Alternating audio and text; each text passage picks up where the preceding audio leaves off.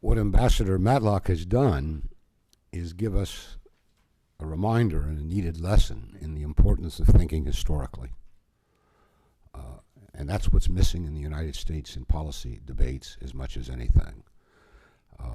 You have to think historically, or you won't understand the present or the future. All of us here are members of the board of the American Committee for East-West Accord. And our sole mission, as David Speedy said, is to encourage public discussion of Russian-American relations, not support a candidate or even support, as a committee, specific policies. Therefore, it's important for me to say that I speak now only for myself, not for the committee, because there are disagreements among us, but not enough to keep us apart.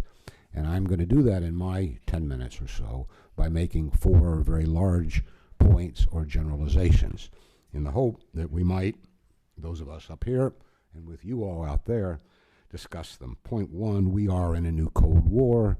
Whether we wish to call it that or not may be a semantical issue, but the important thing is this Cold War is much more dangerous than the preceding one for various reasons, partly because it's on Russia's borders, not in Berlin, the epicenter, partly because there are absolutely no rules of conduct of the kind that were formed by Moscow and Washington after the Cuban Missile Crisis, and partly because opponents of the new Cold War scarcely exist in the United States. And that is very different from the old Cold War, when proponents of detente were quite strong. There's also, but it's a separate question, the simply crazy demonization of Russia's leader, Putin, who's accused of everything from murder to pedophilia to every imaginable thing, with virtually no evidence. But this pollutes the discussion of American policy in a way that makes it very difficult to advocate any position that might also be held by Moscow. Many important figures deny that we're in a new Cold War. They do so partly because they don't understand the historical meaning of Cold War. There were Cold Wars in history before the American-Soviet Cold War. Cold War is a certain kind of relationship. But mainly I think, as I observe their biographies, that they do not want to admit their complicity in the coming of a new Cold War after they promised us in 1991 that there would certainly be a strategic partnership, even a friendship, with post-Soviet Russia. And therefore, by denying the existence of a new Cold War, they do 2 bad things.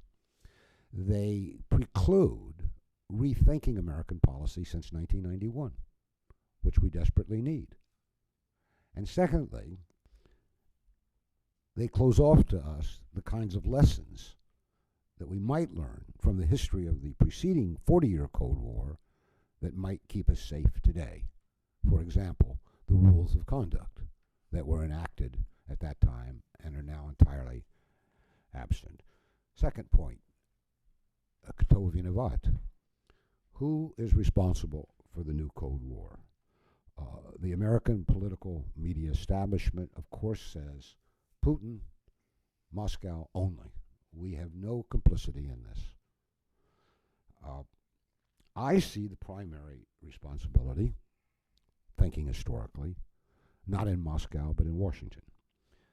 Remember, the new Cold War did not begin when Putin came to power in 2000, or with the American-Russian proxy war, proxy war in Georgia in 2008, or with the eruption of the Ukrainian crisis in November 2013.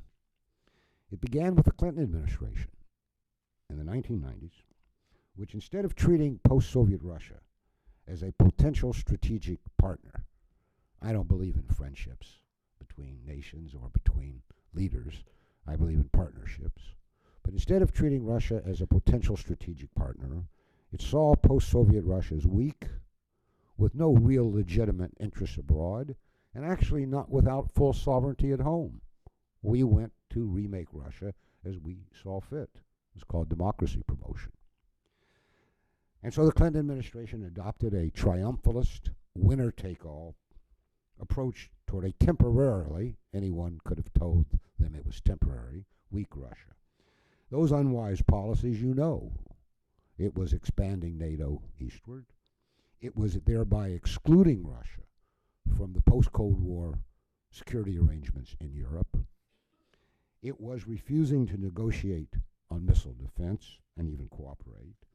It was continuing so-called democracy promotion intrusions into Russia's internal politics.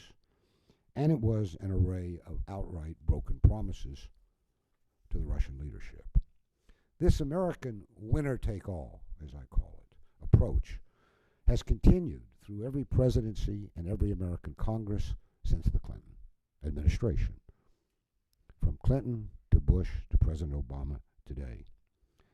The Putin that is so irrationally demonized in America today, and not only in Washington, but in popular culture, on television, in novels, movies, this Putin is the almost inevitable result of these unwise American policies.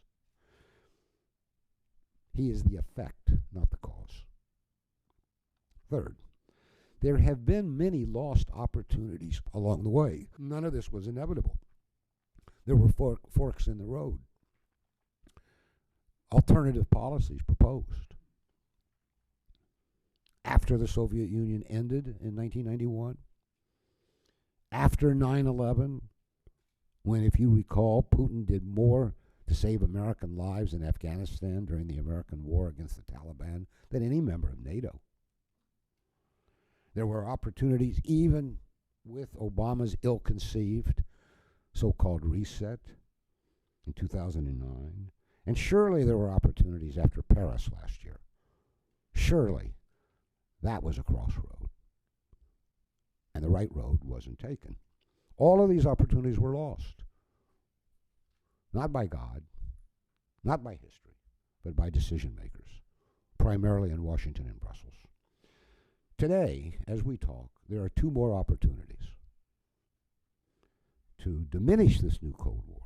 Maybe even end it, but at least diminish it by enacting a new détente with Moscow.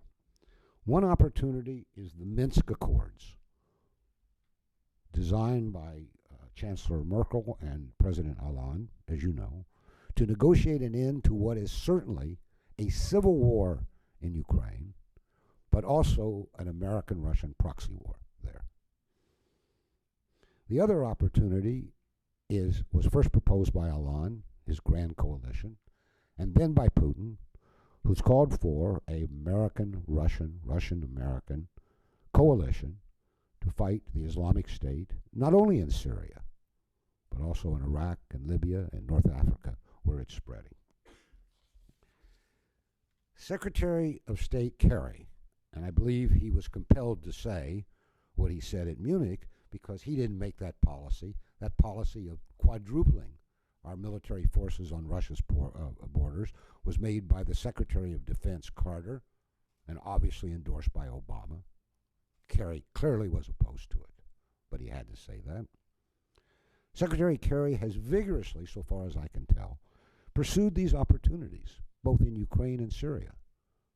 He has met not only with Lavrov more often than I see my wife, but he's met with Putin twice for 4 hours. And each time, he's been undermined by powerful forces in Washington. I would say even stabbed in the back. If we had a parliamentary system, he would be compelled to resign his office.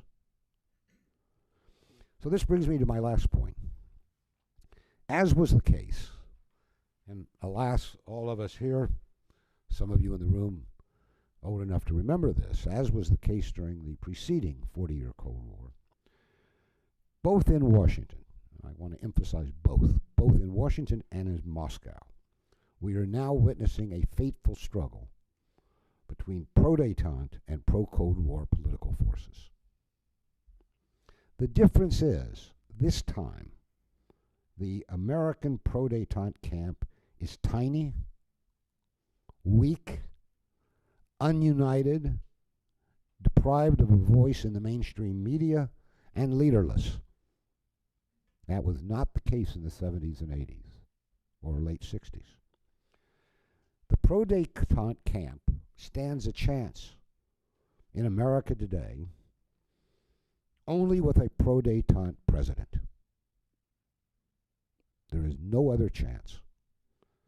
A pro-détente president of the kind that President Reagan became, maybe he was earlier, I don't know, but became in 1988, in 1989, guided, inspired, I'm sure, by Ambassador Matlock, not only George Shultz. I believe, and this may seem unenlightened, uninformed, that a pro-détente Kremlin partner is still waiting for us, waiting for such an American president. Putin did not start this Cold War.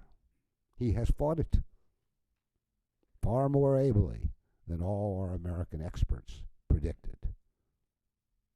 He may even be winning it, though nobody wins Cold War if it turns hot, as it might. Putin didn't start the new Cold War. He didn't want it, and he wants it ended for his own reasons, for his own historical mission as Russia's leader. Where President Obama stands today is unclear to me. Either, like Elvis, he has left the foreign policy building, or he is, in fact, in his own way, the Cold Warrior in chief. As for all the others who aspire to be president now, that's another story and not a happy one. Thank you.